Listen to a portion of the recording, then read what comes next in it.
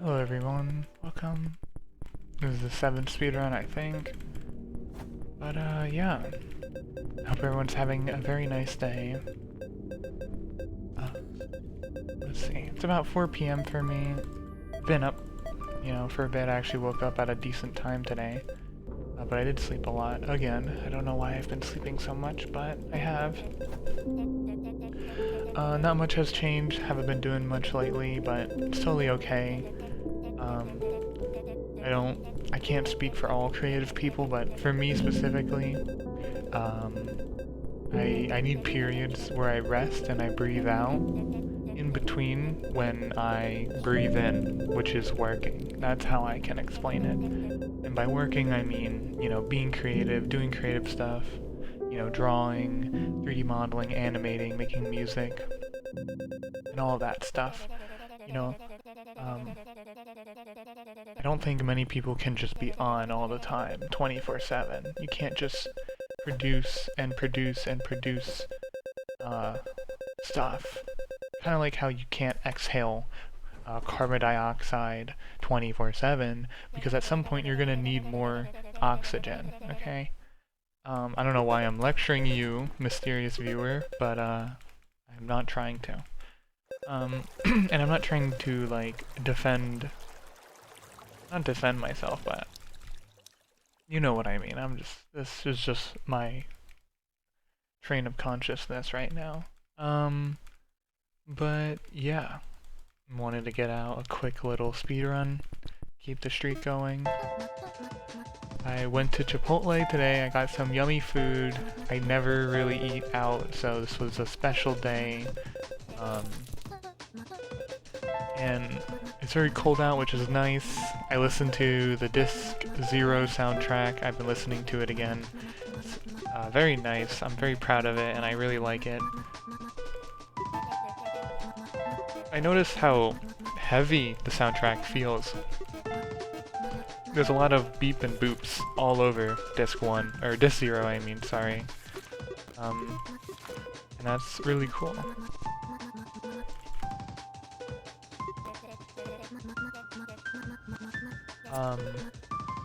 I've mentioned it before, but one of my favorite songs...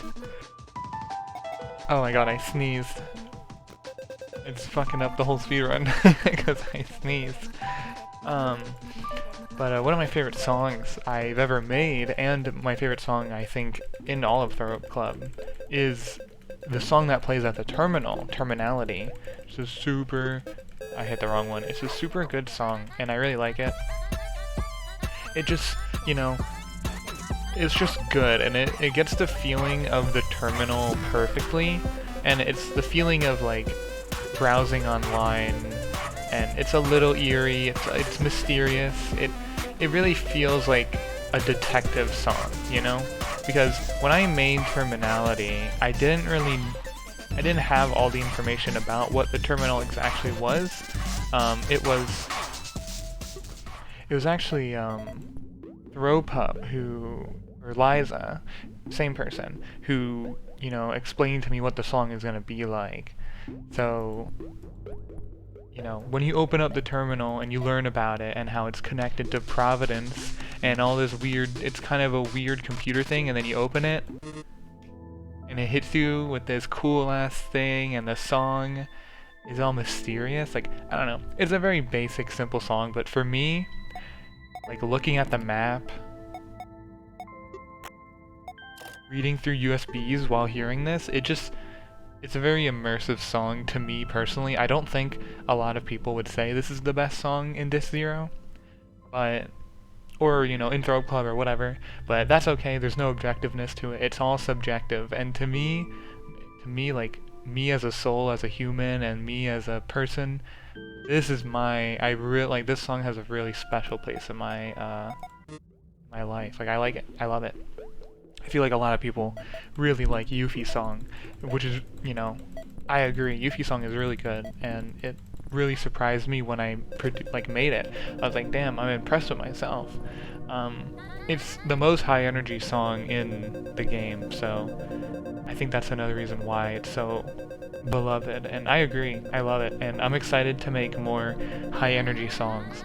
You know, uh, this zero is like the first time you get to hear Throat Club. Obviously, it's the first chapter, but because that chapter exists in Congenial Ward, you basically are forced to hear. Not you're forced to hear, but you hear your first experience with Throw Club is Congenial Ward, and Congenial Ward is so heavy, and it's so purple, and it's so like, it's just heavy, and the songs are also really heavy. So I think it fits because, you know, obviously the whole game isn't out, and I don't know a lot of details at all about the whole game, even though I, you know, produce the music and the background art.